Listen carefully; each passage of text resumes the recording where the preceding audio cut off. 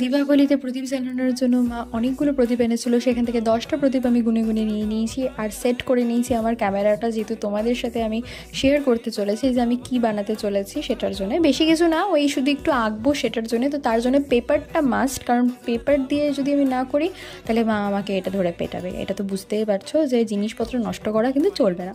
তো যেটুকু রং ছিল আমার কাছে সেটুকুই আমি বের করে করে দেখেছি যে কোনগুলো রং চলছে আর কোনগুলো রং নেই একেবারে। তো সেগুলো দিয়ে আমি প্রথমে বাইরেটা, তারপরে হচ্ছে প্রদীপের ভেতরেরটা ভালো করে রং করে নিই, যাতে কোনো দিকেই ফাঁকা কিছু না থাকে। তো সেটা হয়ে গেলে তারপরে একটু শুকোনোর জন্য সময় দিই, তারপরে নিজের ইচ্ছে মতো করে যেটুকু মনে হলো সেটুকু দিয়ে, আমার কাছে যেহেতু কোনো রকমই এক্সেস কোনো রঙের কোনো ভ্যারাইটি ছিল না, তো যেটুকু ছিল সেটুকু দিয়ে সুন্দর করে প্রদীপ আমি বানিয়েছি। তো সেই জন্য তোমাদের সাথে শেয়ার করলাম। ডিজাইনগুলো কেমন লেগেছে অবশ্যই একটা কমেন্ট বক্সে একটা কমেন্ট তো করতেই পারো। দেখা হচ্ছে নেক্সট ব্লগে। তো ততক্ষণ পর্যন্ত ভালো থেকো, শুভ দীপাবলি, বাই।